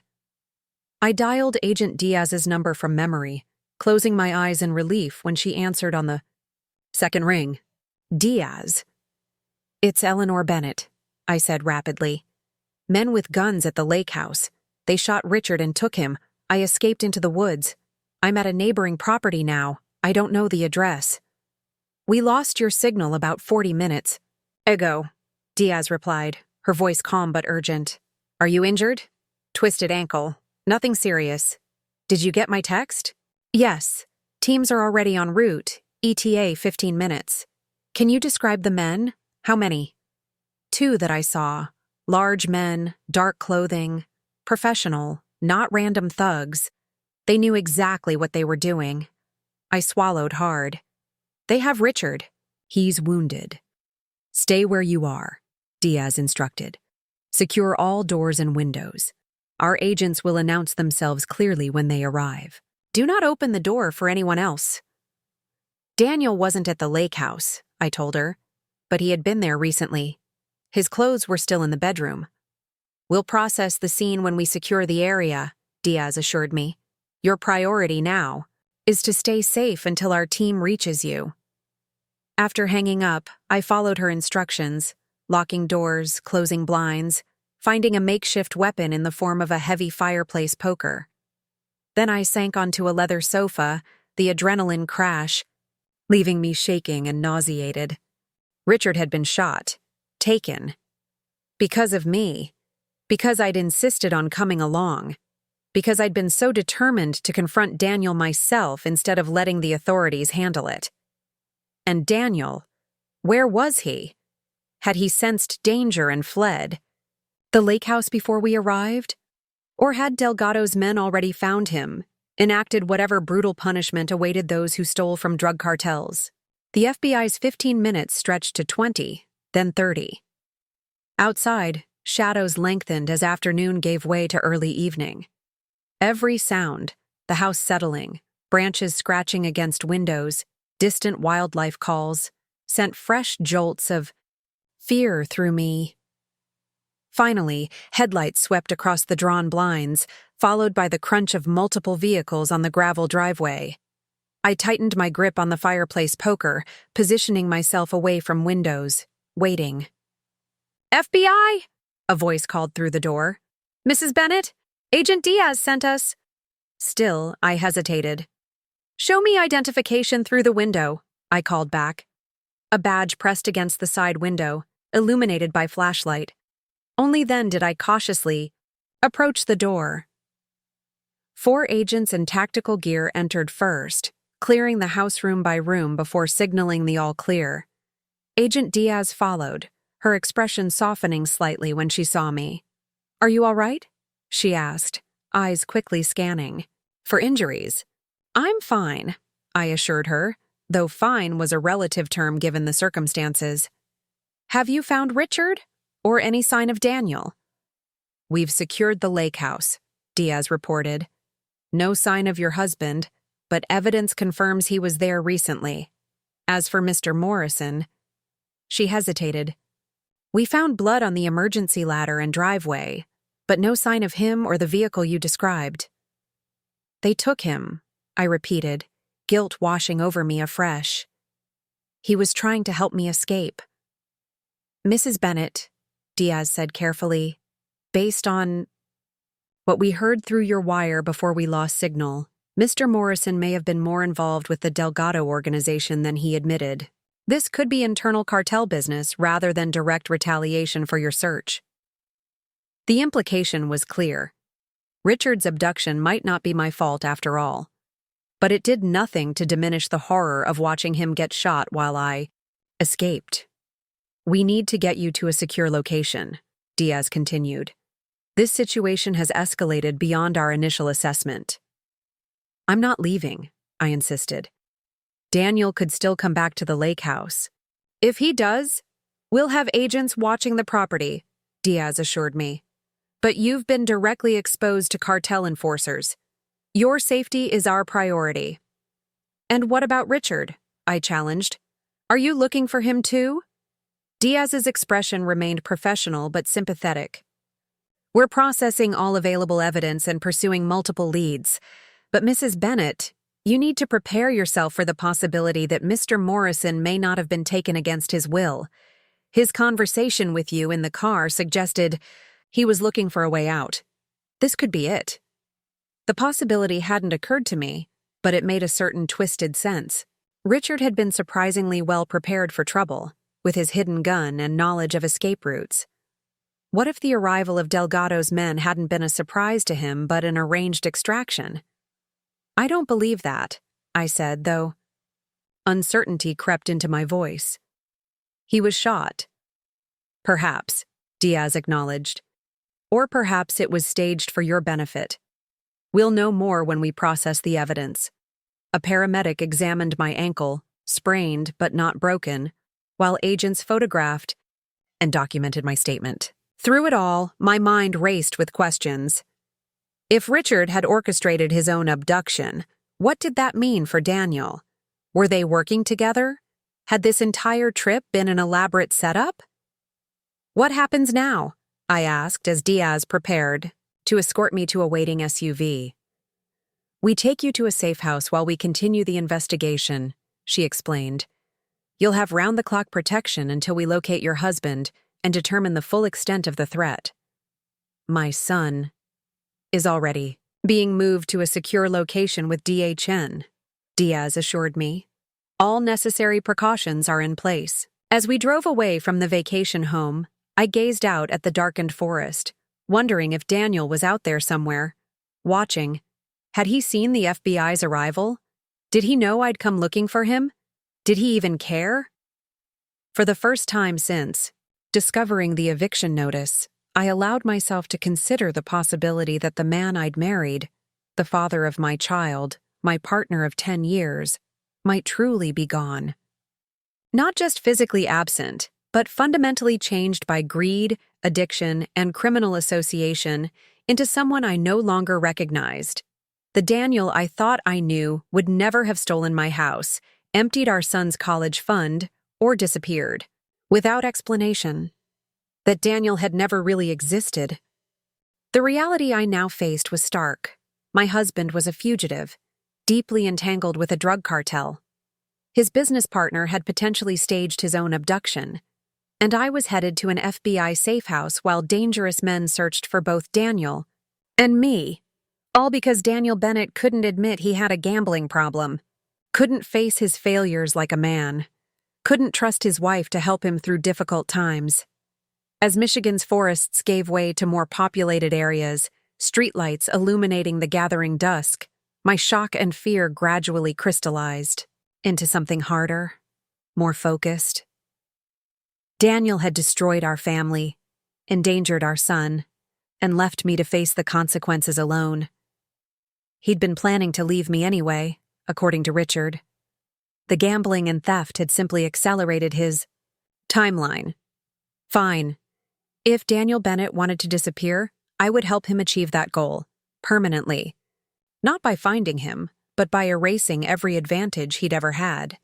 His legal career, his reputation, his freedom, his access to our son. By the time the FBI finished with him, the man who sold my house would truly have nothing left to sell, and I would be there to witness his complete and utter downfall. 3 days in an FBI safe house gave me plenty of time to think.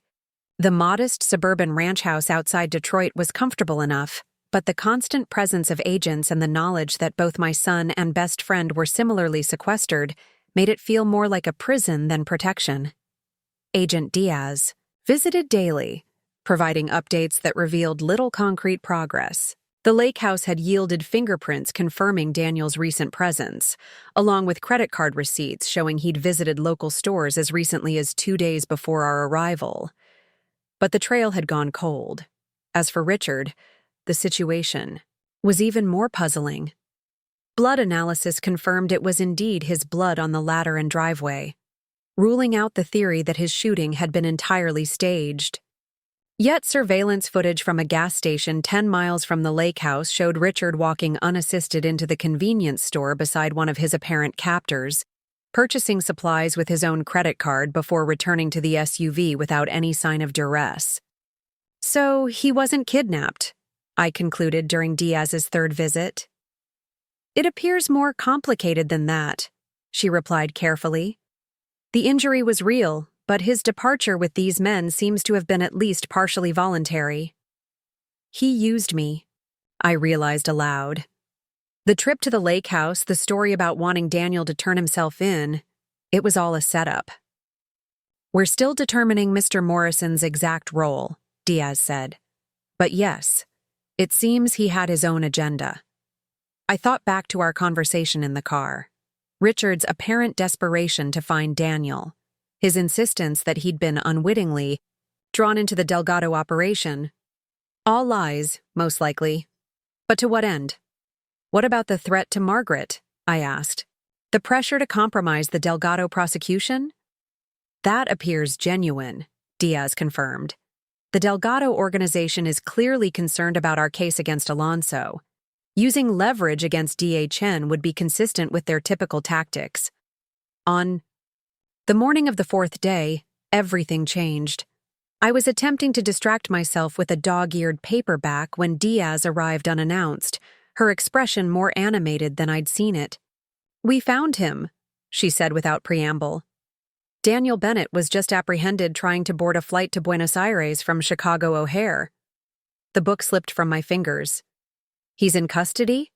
Diaz nodded. "And talking, quite extensively, in fact.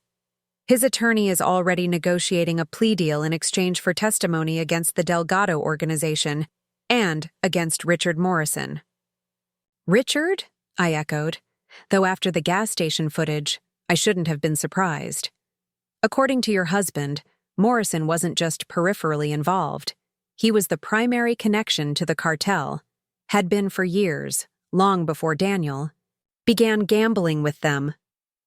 Diaz sat across from me, her expression serious. "Bennett claims Morrison used the firm to launder money for Delgado, with your husband's knowledge but under pressure from his partner." "That's convenient," I remarked bitterly. "Blame everything on the missing business partner." "We believe there's truth to his claims," Diaz countered. "Financial records show Morrison made multiple trips to Mexico City over the past 5 years, corresponding with large cash deposits to offshore accounts. Meanwhile, the gas station where we spotted Morrison after his abduction was the last confirmed sighting. His credit cards haven't been used since, and the SUV was found abandoned near the Canadian border." "He's running," I realized, "with Delgado's help, most likely. The cartel protects valuable assets." Diaz paused. "Daniel is asking to see you." Those words landed like a physical blow. After everything that had happened, the theft, the lies, the danger he'd put us in, Daniel wanted to see me. "Why would I agree to that?" I asked, my voice hardening. "He claims to have information about your house and finances that he'll only share with you directly. Says he wants to make things right." "Nothing he says can make this right," I said flatly. "I understand," Diaz replied, "but this could be your only opportunity to get answers and possibly recover some of what was taken from you." She was right.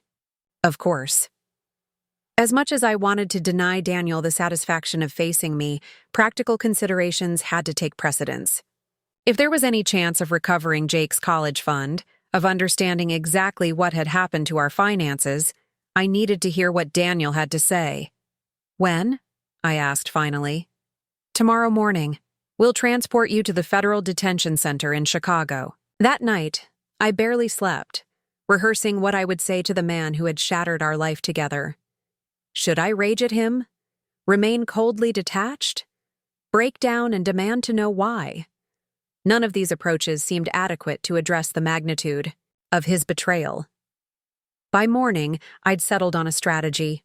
I would listen, gather information, show no weakness, and then use whatever I learned to ensure that Daniel Bennett lost everything that mattered to him, just as he'd tried to take everything that mattered from me. The Federal Detention Center was a stark, imposing structure of concrete and razor wire.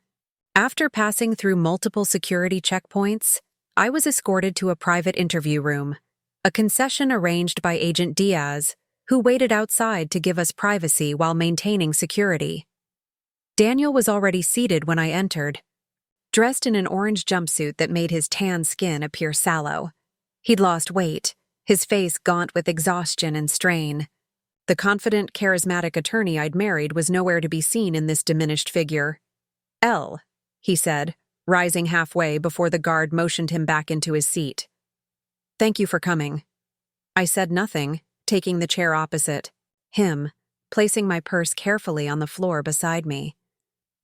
I'd chosen my outfit deliberately, a professional blue suit that Daniel had always admired, paired with the pearl necklace he'd given me for our 5th anniversary. A reminder of everything he'd thrown away. "You look good," he offered awkwardly when my silence stretched on. "You don't," I replied evenly. Prison doesn't suit you, Daniel. But I suppose you'll have time to adjust. He winced. I deserve that. I deserve all of it. But Elle, you have to believe me. I never meant for any of this to happen. Really? I arched an eyebrow. You accidentally forged my signature on property documents? Accidentally emptied our son's college account? Accidentally disappeared for weeks while I was served with eviction papers? It spiraled, Daniel said, his voice cracking. One bad decision led to another, and then another, until I couldn't see any way out except to run. Start from the beginning, I instructed coldly, and don't leave anything out. Over the next hour, Daniel unspooled a tale that would have seemed implausible had I not lived through its consequences. It had begun, as Richard suggested, with gambling, casual at first, then increasingly compulsive as Daniel chased the highs of his early wins. The firm was doing well, he explained. I felt entitled to some release from the pressure. Cards gave me that. The risk, the strategy, the rush when I won. But he hadn't won consistently. As losses mounted, he'd borrowed first from conventional sources, then from shadier characters introduced by Richard, who, it turned out, had his own long-standing arrangements with the Delgado organization. Rich was their attorney, Daniel admitted. Had been for years. Money laundering, real estate transactions, incorporations for shell companies. I looked the other way because the firm was benefiting financially. Then, when I needed cash, he connected me directly. And they just handed you $2 million? I asked skeptically. Daniel shook his head. It accumulated over time, 50,000 here, 100,000 there, always with the promise that I'd pay it back with interest once. Cases settled or bonuses came through, but I kept gambling, kept losing, trying to win enough to clear the debt. So you decided to sell my house, I said flatly. The one asset you knew could generate immediate cash. Shame flickered across Daniel's face. They were threatening to hurt you and Jake if I didn't pay. I panicked. The house was the only thing I could liquidate quickly without raising red flags. You forged my signature. Yes. He couldn't meet my eyes. Rich knew a notary who wouldn't ask questions. We pushed the paperwork through when the regular clerk was on vacation. And our savings? Jake's college fund? Offshore accounts, Daniel admitted. Some of it went to the Delgados as partial payment. The rest? He hesitated. I've given the account information to the FBI. There's still about 300,000 left. It's frozen now, but once the investigation confirms it's not drug money, it should be released to you. 300,000 out of what should have been over $1 million. A fraction of our life savings, of our son's future. And you expect me to be grateful? I asked incredulously. No, Daniel said quickly. I don't expect anything from you, Elle. Certainly not forgiveness. But I want you to know that I'm cooperating fully. My testimony will help the FBI dismantle a significant portion of the Delgado operation. How noble, I said, not bothering. To hide my contempt. And what do you get in return? A reduced sentence? Witness protection? Daniel nodded reluctantly. 20 years instead of life. Possibility of parole in 12 with good behavior. 12 years, I repeated. Jake will be 31 by then. You'll have missed his entire college experience. His first job. Possibly his wedding. The birth of his children. Pain etched itself across Daniel's features. I know. It's the consequence. I have to live with? No, Daniel. It's the consequence Jake has to live with. The consequence I have to live with. You're just hiding in a prison cell while we rebuild everything you destroyed. Daniel leaned forward, his expression desperate. Ella, there's something else you should know. Something about Richard. That he set you up, I interrupted. That he used me to try to find you at the lake house? The FBI has figured that part out already.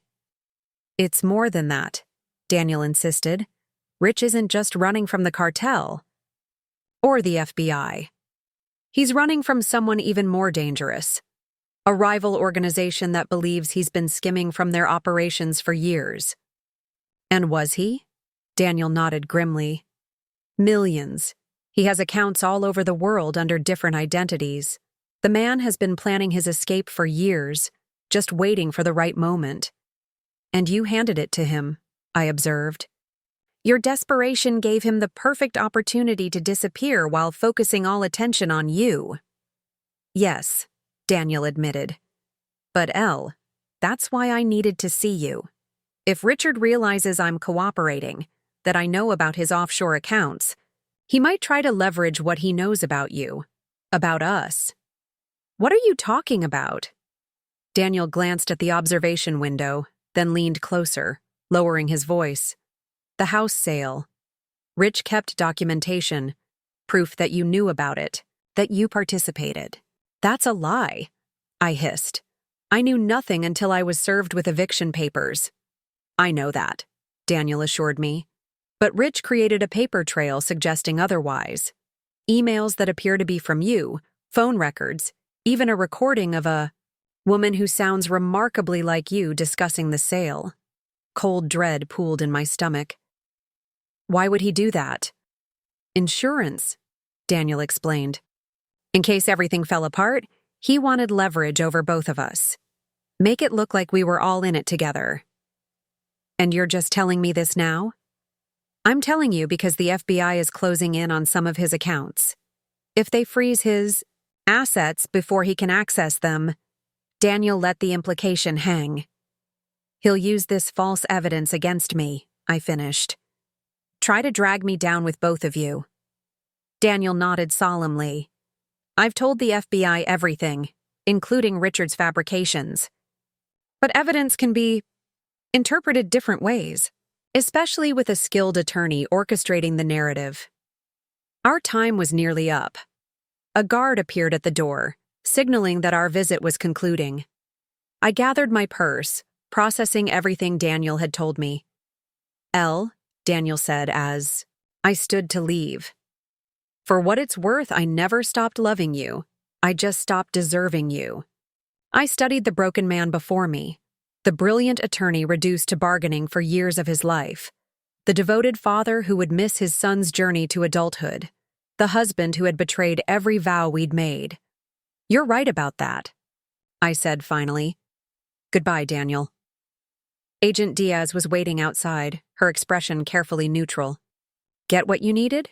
She asked as we walked toward the exit. Some of it, I replied. Daniel claims Richard Morrison fabricated evidence suggesting I was involved in the house sale, that I knew about it, consented to it.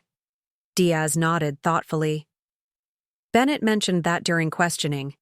We're investigating, but without Morrison in custody, it's difficult to verify. If that evidence surfaces, I pressed, would I be in legal jeopardy? Potentially, Diaz admitted. But given the circumstances, your immediate report of the fraud, cooperation with authorities, prosecution would be unlikely. Still, it could complicate the recovery of your assets. Outside the detention center, I breathed deeply, processing both the information and emotions of the past hours. Daniel had confirmed my worst suspicions while adding new layers of betrayal and manipulation. Richard, the trusted family friend, had been the puppet master all along, using Daniel's gambling addiction to further his own criminal enterprises. And now I potentially faced false accusations that could derail my efforts to rebuild. What happens now? I asked Diaz as we approached the bureau vehicle. Bennett continues cooperating. We pursue Morrison. The investigation proceeds. She paused, studying me. And you try to piece your life back together. With a potential smear campaign hanging over me, I added bitterly. We'll do everything possible to distinguish legitimate evidence from Morrison's fabrications, Diaz assured me.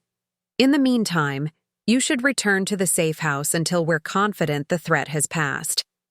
But as we drove away from the detention center, a plan was already forming in my mind.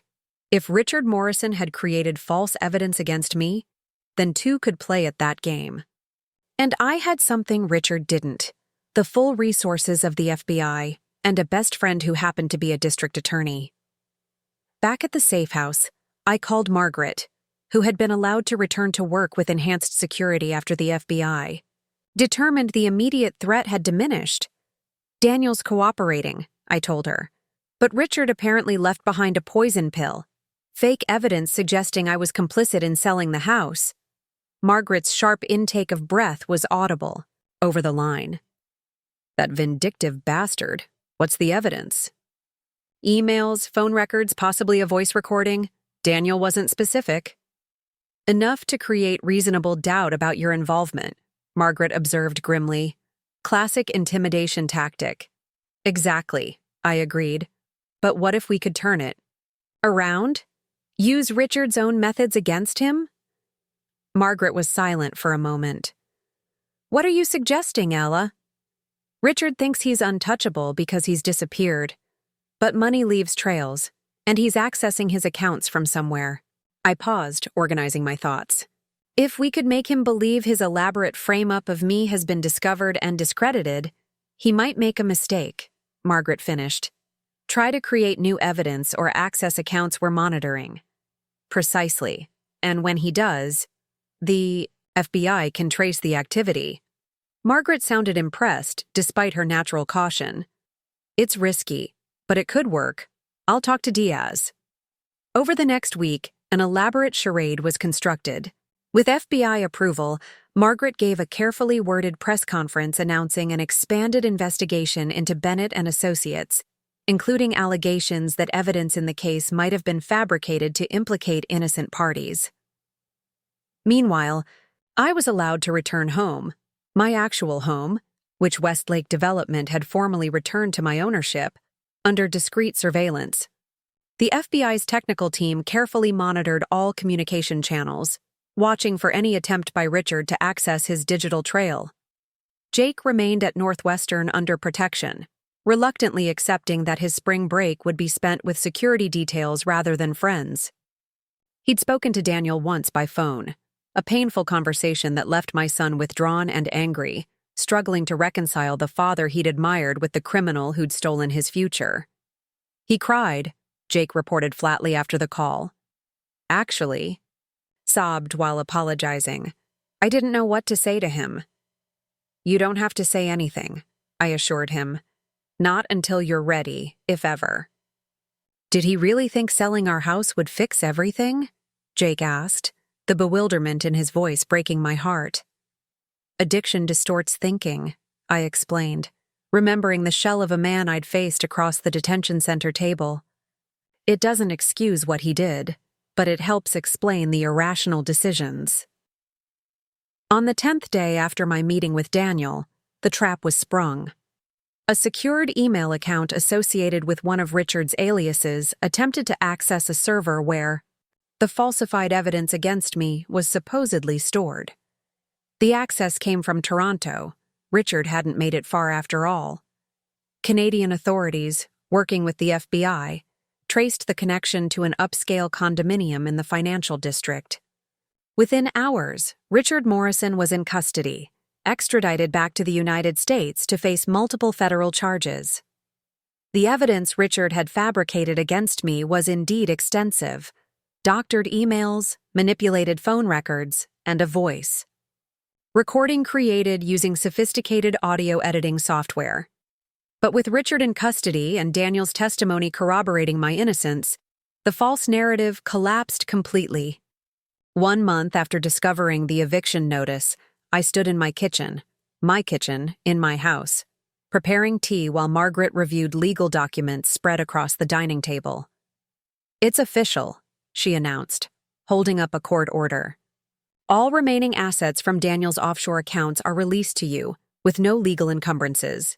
The house title is clear, and Bennett and Associates will be dissolved, with clients distributed to approved firms without connections to either Daniel or Richard." "What about Jake's college fund?" I asked, the question that had driven me since this nightmare began. Margaret smiled for the first time in weeks.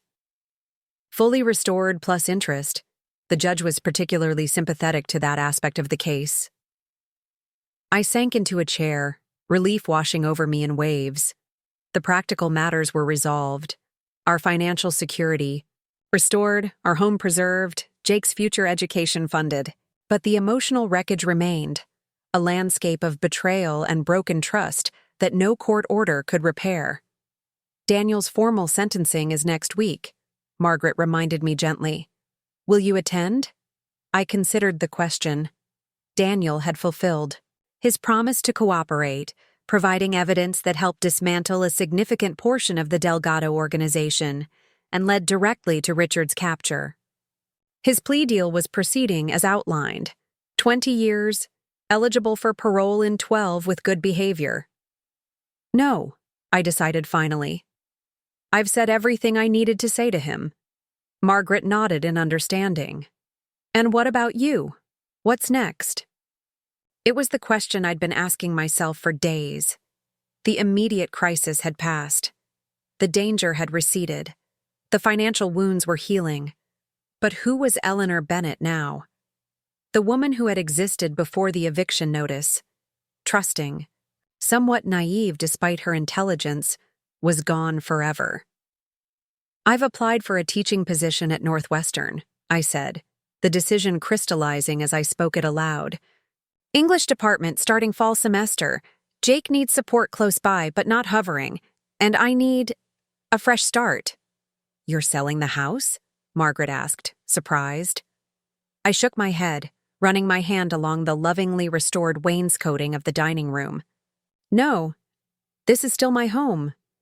But I'll rent it out during the academic year, come back for summers and holidays. It's time to build something new while preserving what matters from the past. Later that evening, after Margaret had gone, I wandered through the rooms of my grandmother's house, my house, touching familiar surfaces, remembering the history embedded in these walls. So much had changed in a single month. My marriage was over. My husband would spend more than a decade in prison. My son was struggling to process a betrayal that had shaken his foundation. But we had survived. More than survived. We had fought. Back against those who tried to take everything from us. And we had won. Daniel had gambled away his freedom, his family, his future. Richard had manipulated and schemed his way into a cell adjacent to his former partner. Both men had lost everything that mattered. Their prestigious careers, their sterling reputations, their place in society, their freedom. And I had emerged stronger, wiser, more determined than ever to build a life on my own terms. The woman, who had once defined herself primarily as Daniel Bennett's wife, now stood firmly as Eleanor Caldwell Bennett, formidable in her own right. In my study, I opened my laptop and began composing an email to the Dean of Humanities at Northwestern, accepting the position they'd offered. New beginnings required decisive action. As I typed, I glanced at the framed family photo still sitting on my desk. Daniel, Jake, and me at Jake's high school graduation, all smiles and optimism for the future. After a moment's contemplation, I gently placed the frame in my desk drawer. Not discarded, but no longer defining my present view. The husband who secretly sold my house had indeed lost everything. And in ensuring his downfall, I had rediscovered something I'd gradually surrendered during 10 years of marriage: my own power, my own voice, my own path forward. The house remained mine. The future, with all its uncertainty and promise, belonged to me as well. Up next, you've got 2 more standout stories right on your screen. If this one hit the mark, you won't want to pass these up. Just click and check them out. And don't forget to like, subscribe, and turn on the notification bell so you don't miss any upload from us.